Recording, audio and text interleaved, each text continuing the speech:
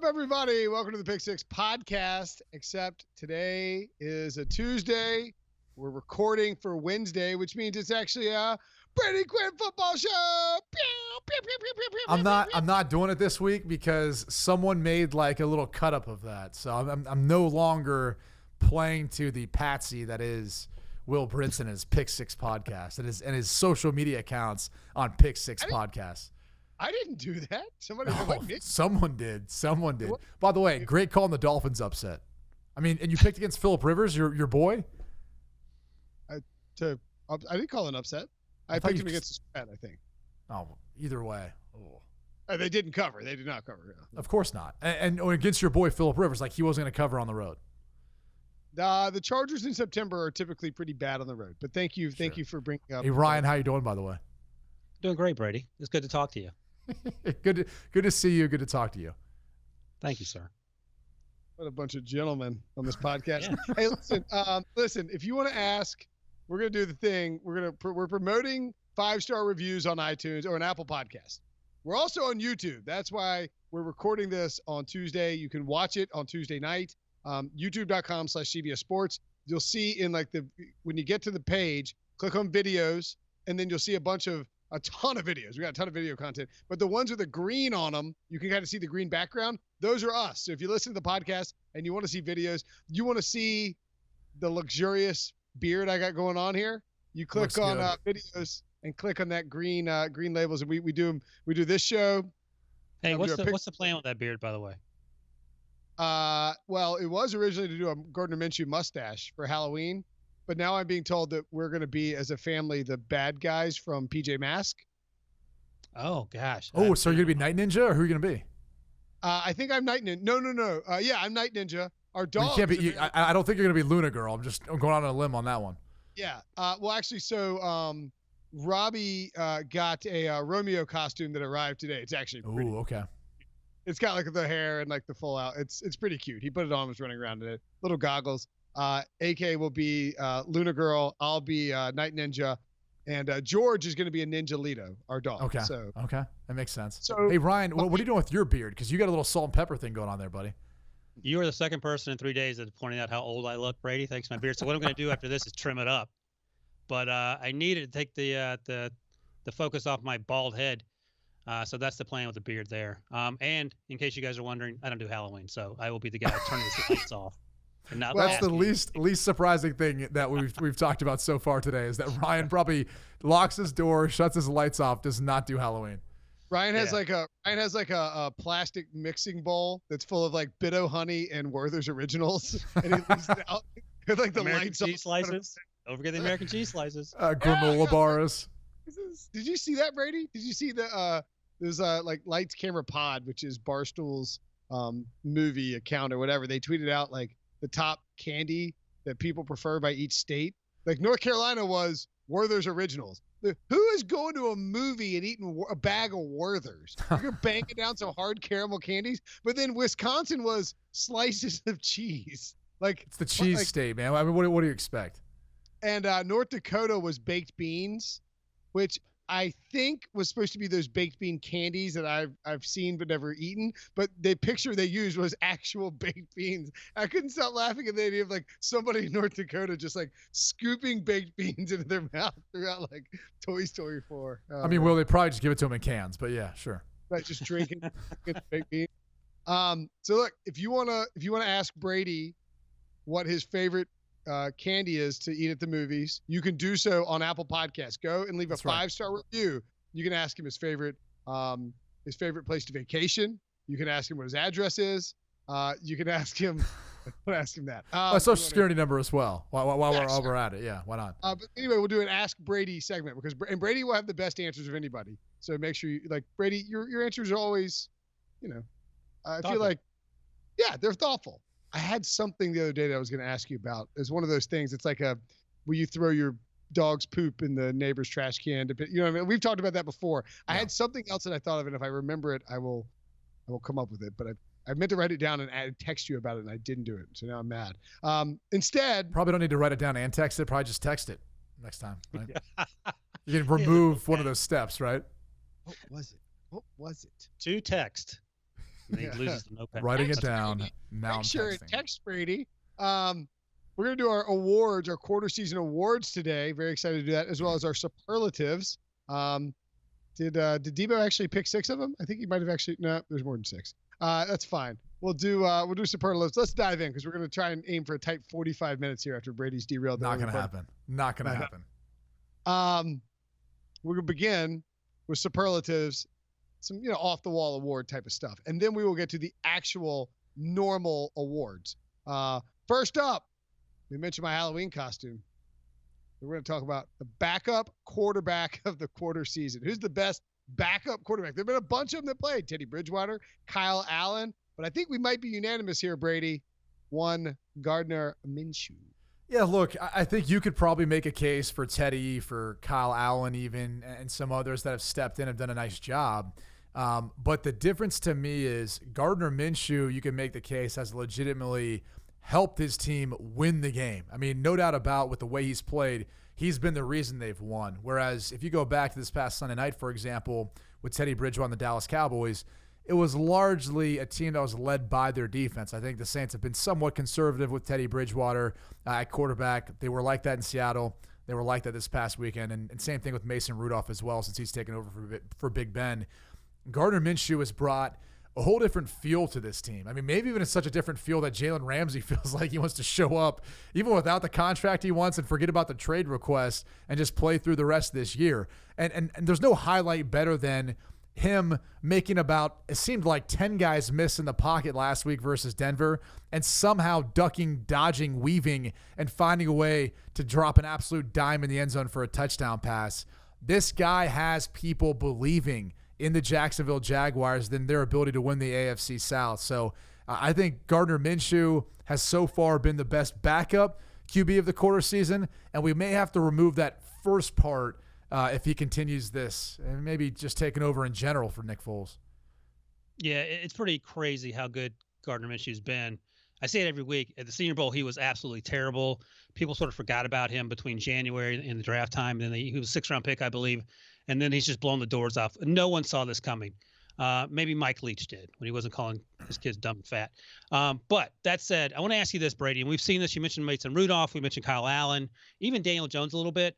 How is Gardner Minshew able to – it seems like the offense hasn't been tailored to fit a guy who's just been there for 2 or 3 months. He seems like he's running the full offense. He's making all the throws. Doesn't seem worried. We saw Mason Rudolph on Monday night in a really controlled, short passing game. How does that happen for Gardner Minshew after being a 6th-round pick and basically being Nick Foles' backup up until September 1st? Well, first off, let's just go back for a second with John DeFilippo last year with the Minnesota Vikings. Do you remember how prolific their offense was throwing the football? And then obviously he kind of got into it with Mike Zimmer. They weren't running the football enough. Weren't necessarily winning football games. I wonder if Mike Zimmer wish he would have had John DeFilippo back with at least the way they're throwing the football in Jacksonville versus what Kirk Cousins looks like with the Minnesota Vikings. But in part, I think it's because of the journey that Gardner Minshew's been on. He's been in so many different systems throughout the course of his career in college, now coming to the NFL, that I feel like he's been able to just learn and understand football, regardless of what you call the play or how you call the play.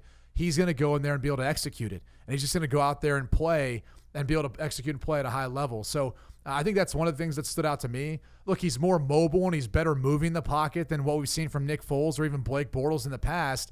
And again, there's this ability that he has, Ryan, to make people, play to a higher level out around him. He did that at Washington State during his time there, and I think he's now doing that with the Jacksonville Jaguars. And it's something about his personality, something about him as a leader that he brings to the table. So that to me has a lot to do with it, along with the fact that, again, John DeFilippo, did a decent job last year, at least early on in that season, opening some things up in the passing game. And I think you're seeing him curtail this offense around what Gardner Minshew can do well and some of the other strengths of the pieces on the outside of wide receiver, and they're finding production from it. So, credit to Minshew, credit to John DeFilippo and the rest of this group. Yeah. By the way, huge matchup of backup quarterbacks with, I'm not even joking, playoff aspirations on the line between the 2-2 Jaguars, who look dead, and the 2-2 Panthers, who look dead. Both teams were toast 2 weeks into the season. And now here we are, Minshew versus Kyle Allen in Charlotte on Sunday. I was actually going to go. Cats do have 9 lives. Think about that, right? That's my brain exploding. Both cats playing off here. Yeah. A lot of cats. A lot of cats. A lot of cats. 18. A lot of cats at that game, Brady. Mm-hmm. A lot of cats. A lot of tail at that game. A lot of tails. You know better than anyone else. It's in Carolina, right? I'll be in Connecticut working on HQ, CBS Sports HQ, our 24/7 streaming sports network. You can download. You can watch on. You know what you're watching on YouTube. You know where we are. Anyway, Kyle Allen, perchance, may make it onto your award list if we were to say best second-year quarterback, Brady. Yeah, based on what we've seen so far. I mean, look, I'm throwing this out there. I think ultimately Baker Mayfield is going to be the guy who should win this award. But let's just for a second talk about the fact that this guy, he hasn't lost a game yet. Since he's been a starting quarterback in the NFL, he's not lost a game. He won last year in Week 17.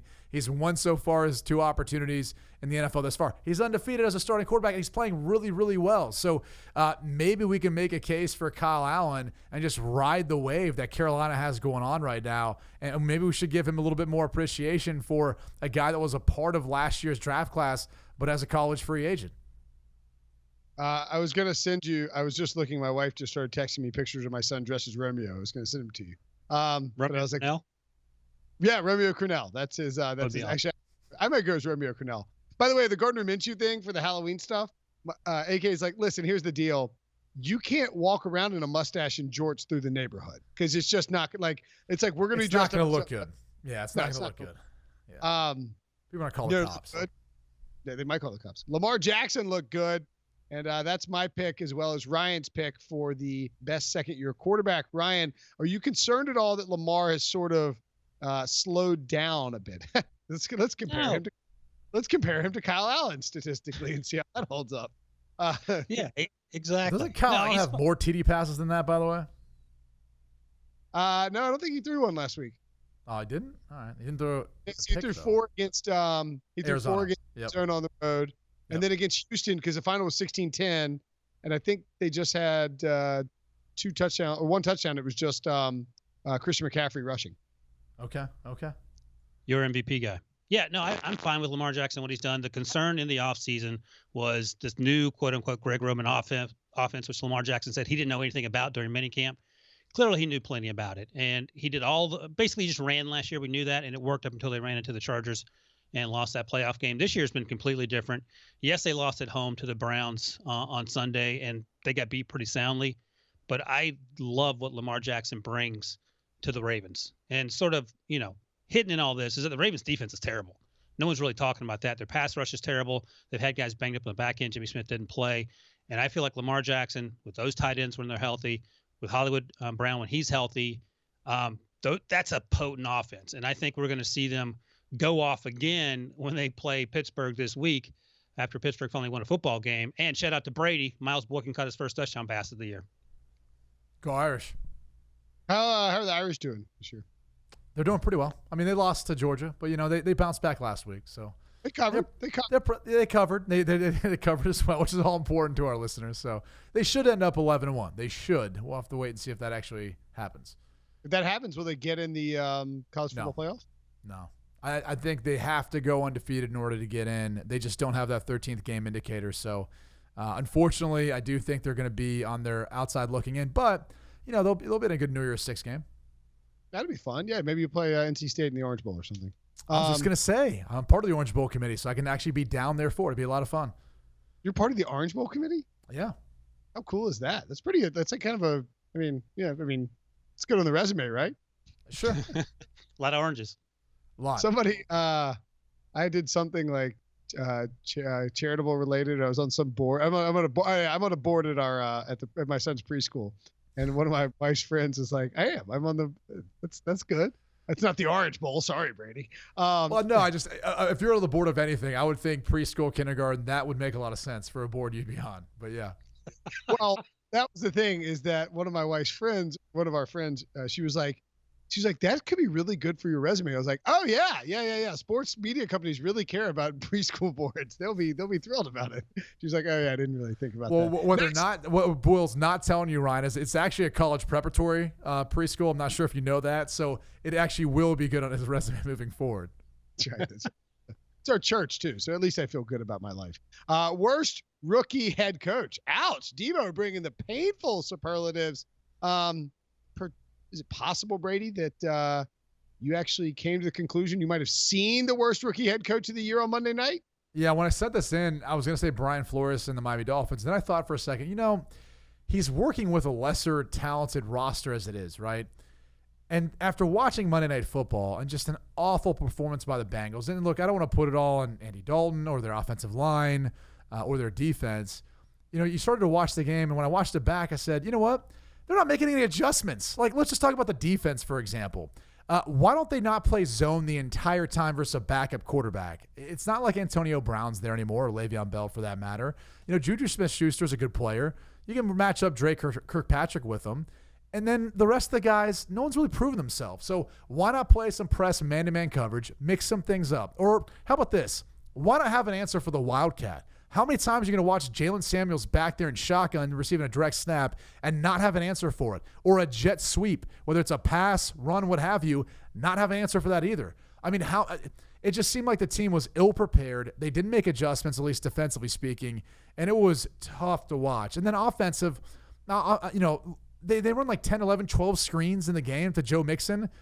How many times are they going to have to run that play before they realize you don't threaten anyone downfield? So there's really no reason for anyone to play back or feel threatened, and they're going to keep squatting in zone coverage versus your screens. And if you're running a screen versus man-to-man coverage, it's pretty tough to do to get it to the running back because the guy who's responsible for him usually is covering him right away, and it's tough for an offensive lineman to actually be able to then block or even get hands on him. So schematically, I thought they were outcoached. That's saying something considering the struggles of Pittsburgh this year and how bad they've been from a schematic standpoint on both sides of the ball. But it was just incredibly disappointing. They had no energy, no juice, nothing, for a big primetime spot on Monday Night Football. So I think maybe they were running the play clock down to 0.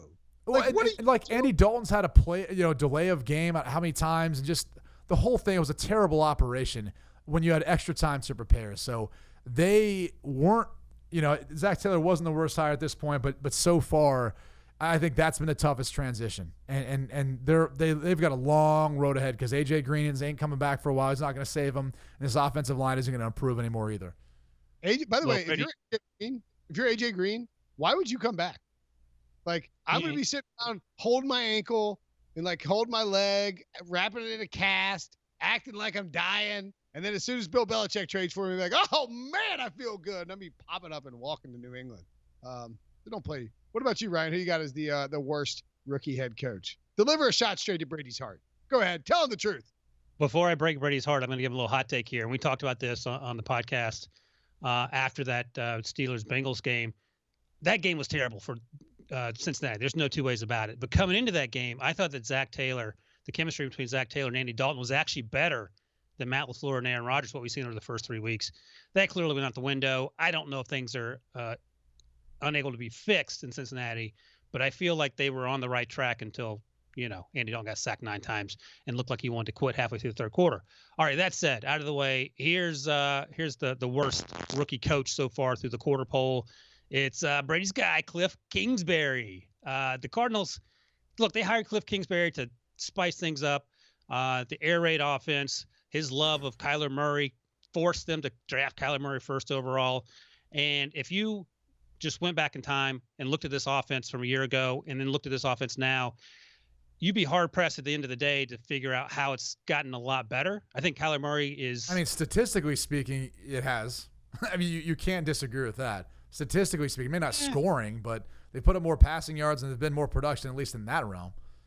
Cliff has been extremely conservative. He's not gone for it when they clearly should have gone for it in fourth down situations. They're kicking field goals. We don't need to kick field goals inside the 5-yard line. And I understand, it'll come and they don't have very many players. I understand all that. But I was expecting a little more than what we've seen through the first month. Look, I like Kyler Murray. I don't know if they should have drafted him first overall. I don't know if that's going to magically fix everything. At the end of the day, I feel like Steve Keim is on path to get fired because this hasn't worked itself out.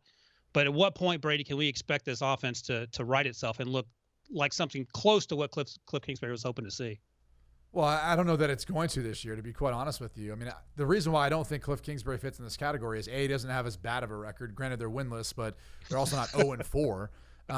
So they've actually been competitive in games. And I don't know that Cincinnati's ultimately really been that competitive. The first Probably week, Brady, since, they should have beat for Seattle. week 1, sure. Well, they could have, should have, would have. They didn't. And they should have beat the Bills last week. Arizona just got blown out by Seattle. Sure. Why is Brady making me gang up on him with you? This is killing me. Hey, look, here's what I'd say in that regard. At least they've actually gotten a tie. They've taken a game into overtime. And at some points, again, had they not gone for the field goals instead of, fourth downs, who knows? Maybe it would have been closer. I would say this, though. Did they not have the worst roster next to the Miami Dolphins? I mean, so it's not like they were coming in working with much. So for that reason alone, I think it's going to be really tough for this team to be competitive or you to ever see this offense that they were hoping for. That's the first thing. And I think the other thing is, they kind of knew what they were taking on. Like Steve Keim, I'm sure he is going to be moving on, but how many of his decisions, how many guys that have been drafted or guys that he's signed, probably better guys who have been drafted are still there. I mean, he has done a terrible job putting this team in positions to be able to actually have guys who grow and develop. So I don't think it's all on Cliff Kingsbury. I think this is a bad roster to begin with. Same thing with the Dolphins. I think it's probably why I didn't go with those two, where I feel like Zach Taylor's working with more Cincinnati, and yet you're still getting a terrible result your fourth game into the season, where I'd like to see them ascending at least a little bit more. I mean, they're 25th in terms of points scored per game and 23rd in terms of yards per game. So it's not, I mean, they are better than last year. They are improving from last year's result. Come on. Like you want to throw these other teams into the category, like they look hopeless. I mean, they really do. Like the Dolphins seem hopeless to be able to win games this year. The Bengals after last night, like maybe a divisional game, maybe if they do get AJ Green back and are healthy, but I'm just not sure what you're watching to make you think that this team's going to be able to have any sort of success when they're losing to a backup quarterback who barely threw the football over 10 yards the entire game, and they've been doing that for 2 weeks now in Pittsburgh. Hey, Brady, who has the better plan going forward, though? The Dolphins, the Bengals, the Cardinals, any other crappy team you want to put in there? I mean, probably Miami because they'll be the worst now than first pick. It's like, I mean, if that's the plan for all these teams who are winless, like – let's go ahead and try to, draft the quarterback next year and see if that'll solve our problems. But these rosters are so depleted around the quarterback position, it doesn't matter. They really need to figure out a way of how to build up around that position, because I actually think Kyler Murray's talented. He does fix some issues what they have up front on their offensive line. It could be worse. However, he still can't do it all. Yeah, I mean, I think if you were saying who has the most in place in terms of assets on the roster right now, then Arizona's in better shape than Cincinnati and Miami for sure. But don't you wonder though, like who can they really rely on long term at wide receiver? Like you can't expect Fitz to play forever. And I don't know that they really truly have a number one right now aside from Larry Fitzgerald. No, I'm not suggesting that they should be better because of that. I'm saying in terms of the long-term plan, like if you were taking over a roster. But that's what I'm saying is like what's the long-term plan in Arizona? You have Terrell Suggs. He's not getting any younger. He's probably towards his end of days. Larry Fitzgerald's almost done. DJ Swearinger's been getting beat every week, matched up on whatever tight end. He got cut. He finally got cut. I mean, it's like you can go on down the line and just kind of look at the different players and sit there and say they're not that young of a team. Like I don't know that they have that great of a plan moving forward. Well, not to belabor the point here on Arizona, but that's the problem too. Is you gave a GM and Steve Keim his second run at a quarterback in a draft in back-to-back years. You gave him his second run at a coach in back-to-back years, and you have tied yourself to Cliff Kingsbury because you drafted Kyler Murray after you hired Cliff Kingsbury, who was hired by Steve Keim. So do you fire Keim and bring in another GM? Because then once you do that, is the GM on board? Kingsbury, are we positive Steve Keim made all those decisions? Are we sure Michael Bidwell didn't maybe have a hand in everything? Well, I think that's part of the problem, right? There's no surefire organizational structure. I mean, the only thing, I'm not saying it's as bad as the Redskins, but like there's no continuity in terms of how they operate as an organization. By the way, you know what I tried to think of just a second ago? If like Brady, if this was Brady's draft and Brady were like, the stud number one pick, coming out that people were trying to tank for, what would be your like tanking? Would it be like stinking for Quinn or like, I'm trying to think like, tanking for Tua? What would it be? What would Brady's be? We got to come up with people used to say Quinn to win. So that's not that Quinn to win is not that difficult to figure it out, but like, that doesn't involve tanking. Yeah. I don't know. We'll have to get back to you. That's Yeah, a good question. On that. Brady refuses to associate himself with tanking. I respect that. Maybe no player or coach will ever say that they're trying to go out there and lose football games. Like, think about it. A lot of the veteran guys I named on Arizona's roster or in Miami or whatever else, when you hear about, for example, the Dolphins players saying they won out, like, yeah, they won out because if the plan is the long-term plan for the Miami Dolphins, then those players don't want to be a part of losing a bunch of games and looking crappy on film. No wonder Minka Fitzpatrick wanted to get out of there. So, like, the tanking idea is like a facade of what people on the outside bring up. Like, would you like to put yourself in a position to get a quarterback? Of course, but you can still do that without being absolutely pathetic in a season. And I think we're seeing that more often than not now with some front offices. And I think the people who, to be quite honest with you, end up getting fooled the most are like the Brian Flores and Chris Greer, who are in the position of head coach and basically GM. And those are the guys that aren't going to be able to survive 2 bad seasons in the NFL. No one's patient anymore with these guys. Let's move on to the next. Wait, before you move on, shout out to Debo. He came out with one for Brady. Did you see it? I did. No, I did. Quinn. Quit for Quinn. Oh, that's good. Brady's shaking his head. You guys are awful. Just awful. No one wants to see competitive football games and parity in the NFL. It's what about quit pro Quinn? Like quit pro Quinn? Sounds more political, and that may get you in some issues right now in the world of politics. Did the Russians tell you that one, Wilbur? Hey, whoa! Don't blow the whistle on me here. Russia, or was it Ukraine, or who was it? Moving along. Speaking of the biggest problems in this country, would you say the biggest problems in this country are the officials, Brady? Or we all named officials. I'm just gonna not the officials. I'd say the new rule. Like, wouldn't you guys agree? Like the offensive pass interference and the defensive pass interference rule, and the ability to review it or challenge it, I should say, and then even the final 2 minutes. Disaster. It's not a disaster. What happened is, and again, we'll kind of go to a broader scale. It's like when you implement a law for one specific reason, but then it ends up being applicable to a lot of other things. You're like, oh, man, that 0.01% of the time this happens, maybe we should walk back that law that we just created for this. Like, that's essentially what the NFL did. There's like only 0.01% of the time you see a call that everyone can agree upon was egregious, was missed, and if they're sitting in a bar, I don't care how hammered they are, could go, that should have been pass interference in the NFC Championship game last year. Everyone could agree upon that, right? So now we create a replay review or the ability to challenge it, or if you're a replay official to review it. And what we're getting is a bunch of plays that aren't really that definitive, and they're not that egregious. So what happens? The coaches challenge it, and they don't end up winning it. We don't see overturns for calls that are made, or we don't see calls that are made for calls that weren't when we do challenge it. So that's the difficulty of it. I think in the final 2 minutes of games, we expect them to, based on replay, look back and say, okay, this is going to end up, being a pass interference or an offensive pass interference, and it's just not going to happen. So I assume after the first quarter of the season that coaches are going to become wise to this. They're most likely going to stop challenging some of those calls anymore and wasting the timeouts. Unless it's the first half, then maybe they don't care as much. Yeah, but you lose that one challenge. I'm with you. I think I think the problem here is that they haven't sat these coaches. Like, you had all offseason to sit these coaches down and say, listen, here's how we're going to operate this. And I think the reason they haven't done that is because they didn't know coming into the season how it was going to work. And now these coaches have started challenging the stuff, and we saw it overturned in Seattle, Pittsburgh when Pete Carroll challenged it. And I think someone went to Al Riveron and said, you got to stop overturning this stuff. We opened a can of worms. We made a mistake. Shove those worms back in the can. Pop the lid on top of it and save this thing until the playoffs in case something really bad happens. And let's just let these morons keep challenging, even though we keep not overturning it. And we'll just see what happens throughout the course of the season. That feels like where we're at this year. Yeah, it's a disaster. I mean, it doesn't make any sense. It's wasting time. I know they want to save time. That's the whole purpose of why they're not overturning all these flags. But I don't know what they're doing. We saw it again last night. They didn't overturn one that was obviously not pass interference. You mentioned the Steelers and the Seahawks. We saw the no call a few weeks ago on one of the primetime games. I can't remember. That was almost as egregious as the championship game with the Saints and the Rams. So, I mean, it goes on, and we sort of joke about it. But Al Riveron is clearly sitting in a lazy boy, blindfolds on, half asleep, not doing his job. And maybe the NFL is okay with that. Excuse me. One other thing I wanted to point out in terms of things that I find most frustrating through 4 weeks of the season and basically every season in the last 10 years, just the conservatism among the coaches in terms of the play calling, the refusing to go for it on 4th and 1 and 4th and 2, the kicking the field goals inside the 5-yard line. And that's league-wide pretty much. What's that? Cliff Kingsbury. But listen, I actually tweeted about this last night because the Steelers, for the longest time under Mike Tomlin, refused to run the quarterback sneak on 4th and short.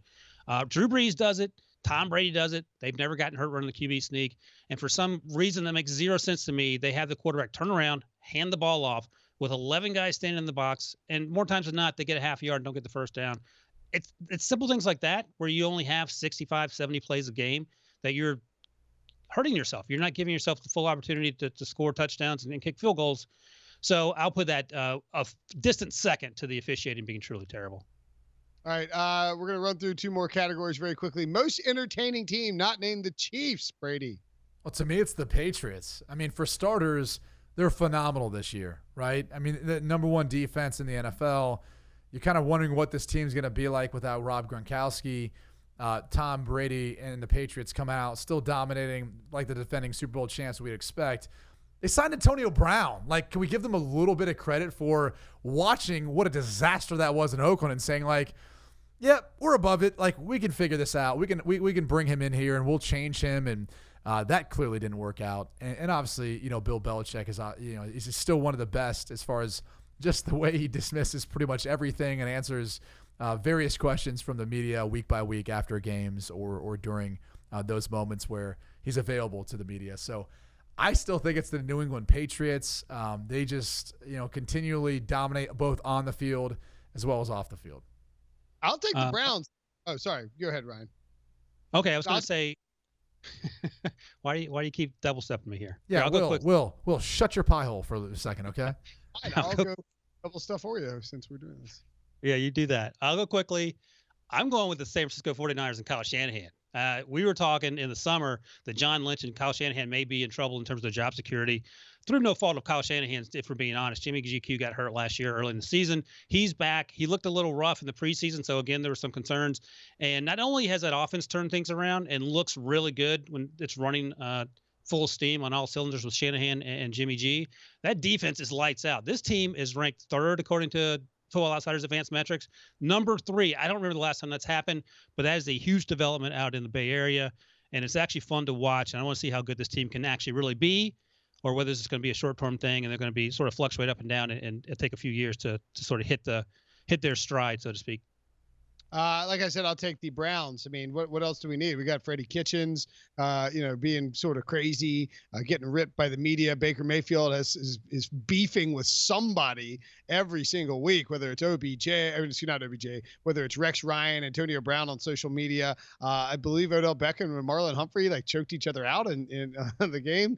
If this team keeps winning games, they're going to be insufferable. They're going to be peacocking around the NFL and the AFC North, making fun of everybody else, talking about how they're the new dogs in town. And then they're probably going to lose by 42 to the Patriots in the playoffs. Moving along to the best defense. I think it's pretty easy, Brady. It's the Patriots, right? Yeah, there's not really much you can say. This might be... Let me ask this a different way then. Is this the best Patriots defense Bill Belichick's ever had? Yeah, before you cut me off, I was about to say that. It very well might be. Obviously, a very talented secondary group that's played together for such a long period of time, has great chemistry, and that's a huge advantage to a front that I think is one of the more talented ones he's had. But, again, to me, it plays into their coverage. I mean, they've never been a team that's valued getting sacks quite as much as just getting off the field on 3rd downs and batting down passes and making it difficult for teams to be able to execute. So, because they've been as good as anyone else, Carolina Panthers, I believe they're both tied for 18 sacks at this point in time this season. That's really stood out to me, along with the fact their coverage aspects. And also, look, the Brian Flores moved on. And now Gerard Mayo and Bill Belichick, whoever you want to kind of give credit to, are dealing with this. But they even went through change on their coaching staff. And the fact that they've been better earlier in the year just tells you how dominant, how good this defense is. The Patriots are the obvious choice, so I wanted to mix it up. I went with the Buffalo Bills based solely – well, the start of the season's been really good. They're obviously 3-0 coming in last week, but they absolutely shut down Tom Brady last week in Buffalo to the point where he threw for 150 yards, completed fewer than 50% of his passes, no touchdowns, had one turnover in the red zone. And I wanted to ask you quickly, Brady, about this because me and Wilbur talked about this on the podcast yesterday. I don't know if you saw the clip before the game during warmups when Sean McDermott ran off 2 Patriots assistants, one being Belichick's son. And here's the argument. Like, I understood why he did it, just because he's always fearful of the Patriots probably doing things they shouldn't. But the counter argument is, well, there's 70,000 people watching the exact same thing. Why can't they be out there? Is there something going on if you're on the field with your team and the other team is in the locker room that you don't want the other team to hear before the game?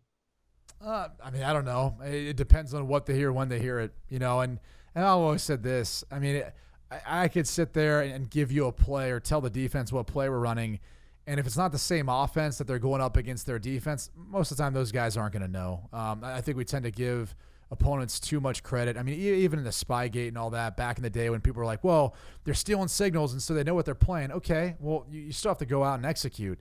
And so there's still that element of, yeah, maybe some things were a little bit more predictable, and that does gain you a big advantage. But it's also like being a batter and then knowing what pitch is coming. You still got to hit it. And there's also that kind of question in the back of your mind, like, wow, so something's changed. Maybe it's different. Maybe it's not. So in this case, I don't find it to be as ridiculous as something like Spygate. I'm not sure what they were planning on to gather from that. And so I wouldn't read a ton into it. I think if you're worried about those sorts of things, it more tells you about where probably your organization is as compared to one of the best, like the New England Patriots. My theory, and I'll float it again. I think I floated it I don't know if I floated it last night. Maybe I was just talking with people about it. I think they wanted to disrupt Sean McDermott's demeanor and mess up his headspace and get in his head and really like trick him. It'd be like if Brady like showed up in a hat that said Brinson sucks before the podcast. Like, I'd be like, why would you do that? This is inappropriate, wildly rude. Where do they make those? Where do they make those? My wife has a whole sleeve of them downstairs. Yeah. That didn't sound right. That did not sound right. Moving. All right. Let's take a break. When we come back, we'll give out our actual award for the season. All right, welcome back to the Pick Six Podcast. Reminder, you can watch us on YouTube, youtube.com/CBS Sports. If you want to see the glorious salt and pepper that coats Ryan Wilson's face. That's salt and pepper mane he's got going on. Thank you. You know, Ryan had Ryan's facial hair was jet black before he started working with me. I believe that. Also true. Let's get to our real awards of the season. Quarter season anyway. First up, Offensive Rookie of the Year. Ryan, I'm going to go to you first because we have the same one, and it's we do. It's a guy who's actually only played 3 games because he didn't play in week 4. Scary Terry F1 McLaurin. The guy with so many nicknames, it's annoying. I just like Scary Terry personally. He's been awesome for the Redskins though, right? Absolutely fantastic I mean, we've been talking about teams with absolutely no players. The Redskins have 1.5 players. The one didn't play last week, as you point out, Scary Terry, and they put the half one out there, Dwayne Haskins, and he took a whipping, as you might expect, even though it was against the Giants. So, yeah, Terry's been great. Coming into the season and during the draft season, the talk wasn't so much about him. It was about Paris Campbell, who certainly made a lot more plays at Ohio State, and that's why the focus was there. But he has been lights out, especially on a team where Josh Doxson got cut. Jordan Reed can't stay healthy. He still is dealing with concussion issues. Trent Williams refuses to show up. And Case Keenum / Dwayne Haskins haven't had much of a chance back there. So great story. Makes you wonder how good he would be on another team. I mean, I hate to say it, but imagine him on a team like the Patriots right now, how that would work out for him. But strong start to the season. Hats off to him, especially under tough circumstances. How about you, Brady? Daniel Jones, come on. He's letting a spark in this Giants team now. He's 2-0 as a starter.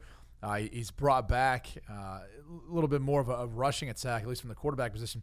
And he's doing it in the large part without Saquon Barkley, their best player on offense. So I definitely think you could make a case for Daniel Jones considering all the pressure, all the hype. Is he warrant the number 6 overall pick this past year's draft? He's falling behind a guy that some people feel like could be a Hall of Famer in the toughest media market in the NFL. And he's been able to do it, man. He really has brought life back in this team, and they're back in the NFC East race. And I feel like even their defense is playing better since he's taken over. So to me, it's Danny Dimes at this point. It's a compelling case. Now, he hadn't played as many games, but he is 2-0. He's played one less game than Terry McLaurin in the toughest position to play. Come on. He's completely turned around that team. Terry McLaurin can play as good as possible. He ain't turned around the Washington Redskins for being a winless team right now. Classic quarterback defending a quarterback, acting like it's the toughest position in football. Please. I'm kidding. You're like, this guy's serious? I'm going to kill Brinson. No, of course. You know what? I would probably, if I were thinking and redoing my picks, I would probably go Daniel Jones. I know that's sad that you just backed me into that corner, but I would do that. Ryan, your pick was terrible. Good job, Brady. Next up, defensive rookie of the quarter season. I won't back down on this one though, Brady. You could be as savage as you want, and I won't change my mind. Oh, well done. Well done. Look, I liked the player that both you and Ryan picked, and I think you can make a great case for that. But I also think we make a lot of cases for pass rushers. So I'm not going to go there. I'm going to go with a guy who I feel like has brought versatility, maybe some flexibility to Mike Pettine's defense in Green Bay, and that's Darnell Savage. He's been impactful both in the run and pass game, and I think he brings an added development where they can put him down in the box. He can be back in coverage. He can play playing up in zone or man-to-man coverage, but he's been a huge piece in my mind of that Green Bay Packers defense and the improvement that they made from last year to this year so far. So I'm going with the Savage, Darnell Savage, their first-round pick out of Maryland. Yeah, that's a great pick. I was actually thinking about Darnell too, because they've completely transformed that defense, and Darnell on the back end has a lot to do with that. But as Brinson pointed to, and I think we're on the same page with this one as well, Brian Burns out of Florida State, who came in, I think he played last year like at 235. He gained 15 pounds going to the combine. Apparently he's kept it on, and he's been able to play at that. He has 11 tackles, 2.5 sacks in 4 games. And here's the thing I would point to. If you're the Oakland Raiders and you want to change the culture of your team and you draft Cleveland Farrell number 4 overall, don't worry about changing the culture of your team. You got Incognito. You got Burfict. You got AB there. Draft Brian Burns, somebody who can get after the pass rusher after you got rid of Khalil Mack, and solve that problem now, because Farrell has not had a very good start to the season. It's not entirely his fault, but he also shouldn't have gone 4th overall. So Brian Burns is my guy. He's been a huge help on the end there in Carolina, and that defense is making a resurgence, Willie. Yeah. You know what? I've been really impressed. I went back and watched that game against the Houston Texans. And Houston's offensive line, Brady, I think is actually probably better than people are giving it credit for. Like Laramie Tunsil and the young guys are playing well. But Ron Rivera is like going full mad scientist on this defensive front for Carolina. He's sending guys from, they're doing all kinds of different stuff, like, twist stunts, sending Shaq Thompson on blitzes. Luke Kuechly's attacking. They're just not afraid to send anybody and everybody in there to create pressures from different angles. And it's causing some younger quarterbacks, mobile guys who like to hold the ball, Kyler Murray, Deshaun Watson, a little bit of trouble. And I think actually it's going to cause Gardner Minshew a lot of trouble this week, just because he won't have seen all that stuff. Any thoughts on what Ron Rivera's done with that defense so far? Well, I'd start off by saying this. They've played in the past 2 weeks 2 really bad offensive lines. So it starts there. It makes it much easier to win those one-on-one matchups. I called the Arizona game, and when Arizona became one-dimensional, which is, largely by their own choice anyway, but also they were down in that game. It was kind of just a feeding frenzy at that point. Kyler Murray was sitting back there. Guys weren't separating. They weren't on the same page. He was trying to buy time, but eventually the pass rush got to him. So part of it, I think, is a little bit based on the fact that they've played some bad teams. But he has been more aggressive, and I think it's a good thing. And look, based on how they finished the season last year, how they started the season this year, you got to change it up, do something different. They got to create more pressure. And credit the secondary, too, for their coverage. I also think that's been a little bit of a piece of it as well. But, yeah, they've mixed up some different looks. And I think if you're looking at the Jacksonville Jaguars, they gave up 5 sacks last week to the Denver Broncos. So there's no doubt the offensive line is going to be vulnerable. The question just becomes, can Gardner Minshew pull off some of that mustache magic in the pocket and be able to make something happen back there? I'm betting on him being able to do that this week. So as much as I want to say the Carolina Panthers continue this streak, I've got more faith right now, I think, in the Jacksonville Jaguars in a close game than I do in Kyle Allen continuing his streak of playing some really clean football moving forward. All right, Coach of the Year, and Ryan and I both had Brian Burns. Coach of the Year, though, nobody on the Panthers, nobody on the Jaguars. Do have some AFC East action for me and Brady, but Ryan, you actually went with a NFC West guy, a guy who's been on the hot seat, maybe on the hot seat coming in, and now suddenly fixed the defense and the offense in terms of Kyle Shanahan, right? Yeah, Kyle Shanahan. We talked about the 49ers earlier and how they're my favorite team to watch so far early in this season and the biggest surprise. And, all credit to Kyle Shanahan on the offense. Robert Saleh on the defense has obviously had a big role as well. But here's the thing about Kyle Shanahan. If he got fired, if this team won 2 games this year, he would be out of a job for about 35 minutes. You can't say that about every other guy who's going to get fired this season. He clearly probably doesn't have to worry about that now. The team is playing really well. And, he's my guy. I'm sort of excited. I'm not a 49ers fan, never had any real interest in pulling for a West Coast team, but I'm excited to watch this team play and to see the things he's able to do with much less the firepower of Sean McVay or guys out of the Sean McVay coaching tree. Brady, you went with a bold, unconventional. Actually, you know what? This actually is a bold, unconventional choice because this guy never wins the award for Coach of the Year. Okay, so thank you for making my case. A guy who's coming off with less of an offseason to prepare. This team should, again, constantly is going to Super Bowls, yet I guess they're so used to it by now they can just figure out how their offseason schedule is going to work with a team that's used to playing in February. Bill Belichick. I mean, we're used to seeing this team play and get off to slow starts and then kind of finding their identity halfway through the season. That hasn't been the case. This team's been phenomenal so far at the beginning of this year. Coming off a Super Bowl, no Rob Gronkowski. Like I said earlier, a change with Brian Flores leaving on the defensive side of the ball. And we kind of forget, Greg Schiano was supposed to take over this defense, right? All of a sudden he left, so they had to kind of fill in for that over this past offseason. I don't think he gets enough credit for continuing to find ways of winning, being successful, and dominating a league that's really built for parity. So I know it seems like the obvious choice, but to your point you made earlier, he's usually not appreciated the way he should be. Bill Belichick should win Coach of the Year for what he's done so far in the first quarter of the season. Yeah, it's kind of amazing. So Bill Belichick and Coach K, Mike Krzyzewski at Duke, have 11 combined national titles and 6 combined Coach of the Year awards. Like that doesn't really add up. You know what I'm saying? It's like LeBron. LeBron has 4 MVPs. Really? I mean, we hold him to a higher standard. That's great. It's like Mike Trout. He's held to a higher standard. My choice is actually going to be Sean McDermott of the Buffalo Bills. I know he's 3-1 now after losing to Bill Belichick, and I know people like to pick on the fact that he once started Nate Peterman, and they hold it against him. Sean Wagner does that. And I know that he chased off Bill Belichick's son last week. I just think what he's done in terms of building that defense and getting this Bills team to overachieve consistently, and in particular this year, and get them on the trajectory for the playoff path, certainly worthy of being in this spot. The other guy I think you could include would be Matt Patricia if he hadn't called that timeout in week 1 to cost his team a win. Defensive player of the quarter season, Brady.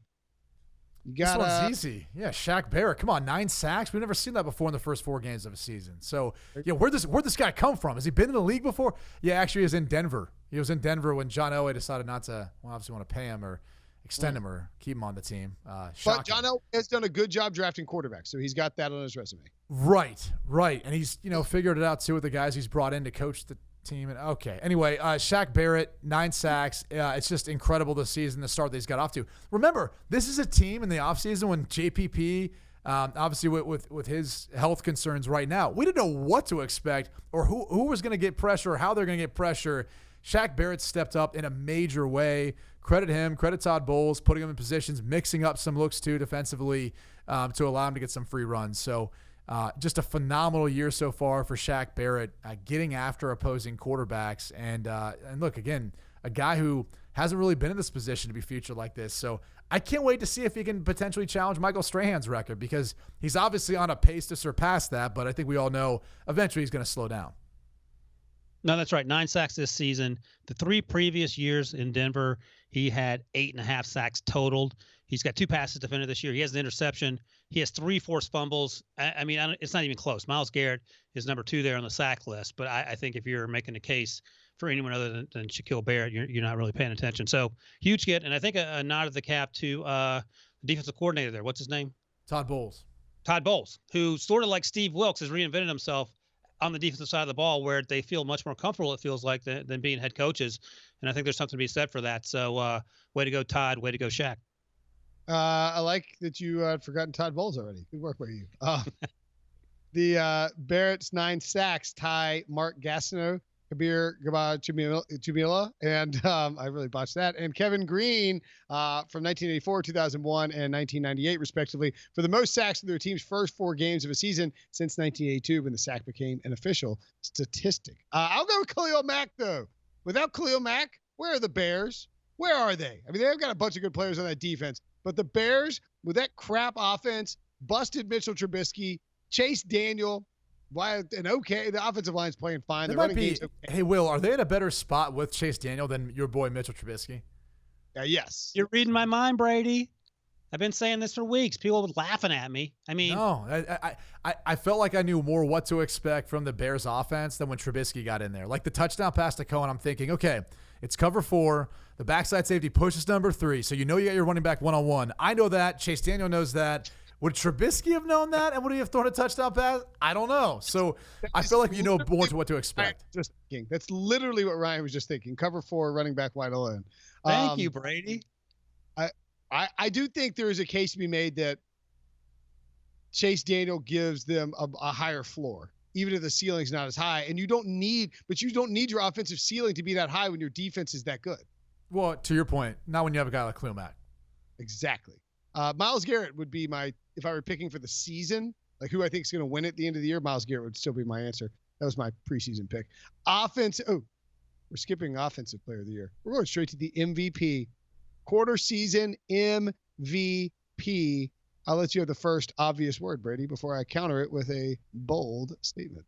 Oh, gosh. Come on. It's for what they've done so far this year. Patrick Mahomes, how could you not give this guy the MVP again? I know it seems obvious, but it's glaringly obvious that he should still win it once again, and he's on pace to, be right back where he was last year statistically.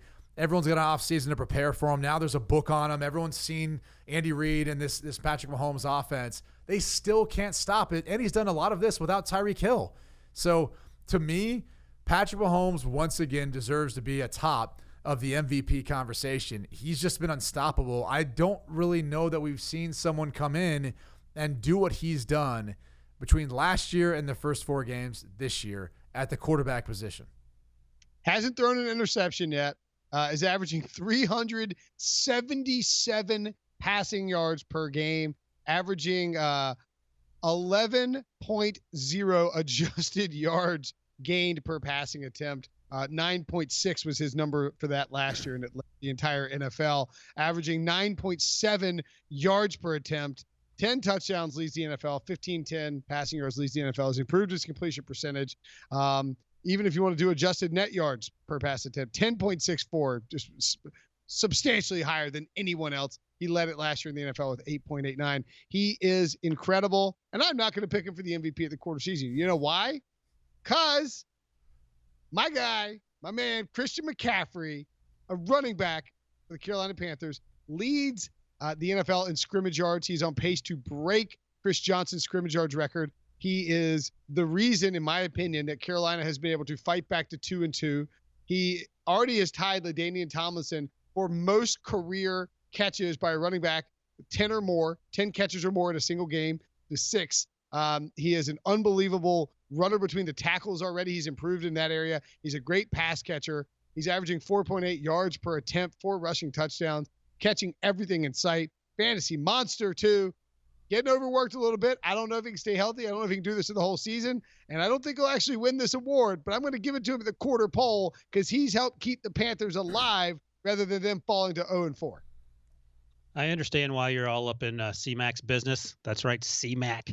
But when Chris Johnson, CJ2K pulled off what you were just talking about, do you think he won the MVP that year, if you had to guess? No, but if you're looking at total yards from scrimmage, 3 out of the top 5 seasons all time won MVP. So that's right. No, Peyton Manning won it. That's the correct answer. And I would also say this, and I do love Christian McCaffrey, but if you take Patrick Mahomes off the Chiefs and you take Christian McCaffrey off the Panthers, which team is worse? Obviously the Chiefs. You tell me Andy Reid couldn't be 4-0 with Alex Smith? Because I think not Alex Smith obviously right now, but like, Alex Smith was the half-season MVP a few years ago when Mahomes was sitting on the bench. Not half season, probably the first 5 or 6 games that year, but potentially.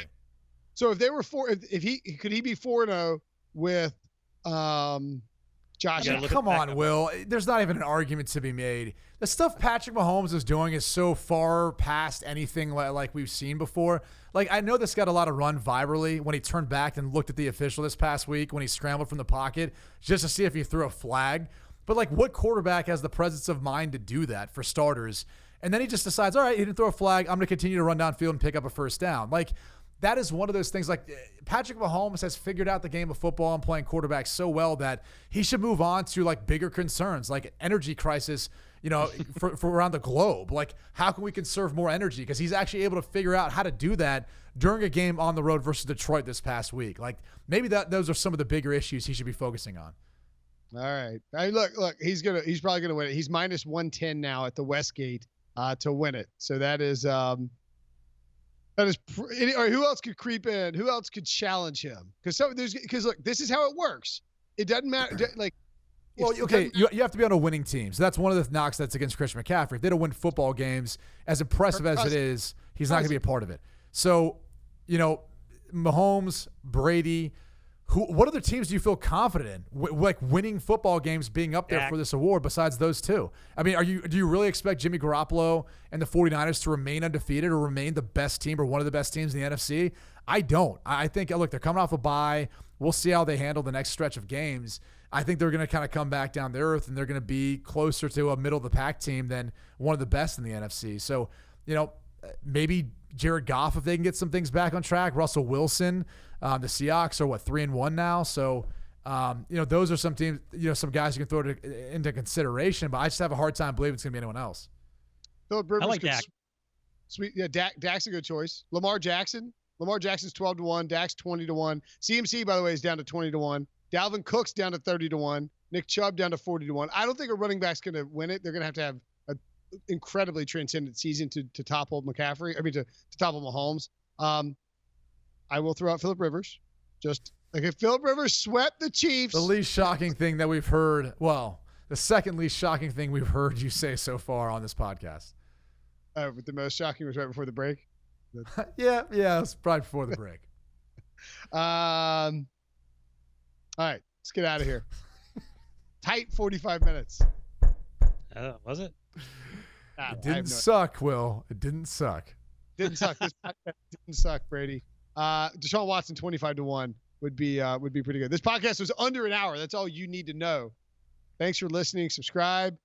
Leave a Apple Podcast review. Ask Brady a question, and we'll talk to you guys next week. Well, I'll talk to you guys tomorrow. I'll talk to you guys next week.